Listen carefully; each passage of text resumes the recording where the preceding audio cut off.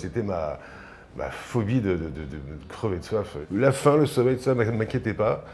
Mais la soif, ça me terrorisait. Bonjour, c'est Patrick Puy-Debat pour T7 jours. Ce que j'apprenais le plus et très très vite, c'était, bon déjà je ne me rendais pas compte de la chaleur qu'il faisait. C'était complètement fou, j'ai l'impression d'être à Dubaï, quoi. C'était l'horreur. L'eau était à 38 degrés, enfin impossible de se rafraîchir. La réserve d'eau qu'on avait et le nombre de personnes que nous étions, je me suis dit on va crever de soif en 12 heures, quoi. Premier épisode, tout le monde s'affaire à faire différentes choses. Moi je m'acharne sur la noix de coco.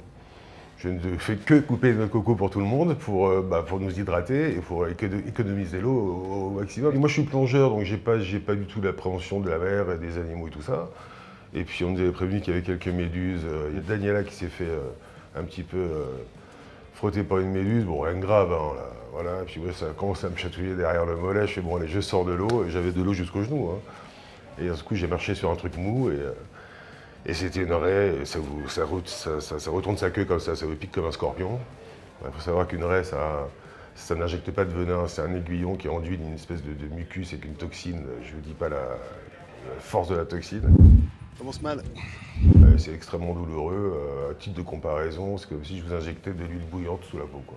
Le mucus qui est sur cet aiguillon, c'est adhérent, donc ça ramasse toutes les saloperies qu'il y a dans l'eau. Donc c'est extrêmement bactérien. Il faut que ça soit traité d'urgence, avec des doses d'antibiotiques pour les chevaux, quoi. Et donc j'ai passé 3 jours à l'hôpital. Ils ont dû inciser, cureter, machin, enfin bon, c'était assez... c'était pas une simple petite piqûre, ils m'enfonçaient 3 cm, 4 cm d'aiguillon.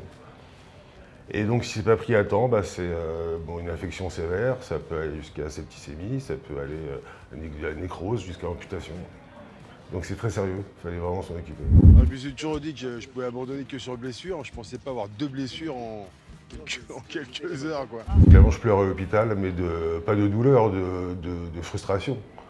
Et je voulais signer une décharge et y retourner, ils n'ont pas voulu. Ils ont dû inciser tout ça, la plaie est trop importante.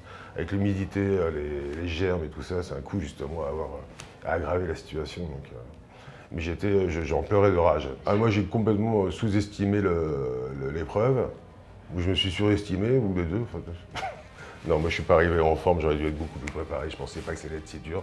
Et je pense pas que les conditions, je fais beaucoup de la chaleur, et j'ai chopé une insolation déjà la veille, pendant les exercices. Et donc je suis arrivé, j'étais brûlé au plus au 2e degré, les ampoules dans la main. Si je me suis enlevé une aiguille comme ça du pied déjà, j'avais marché sur un truc, enfin bon.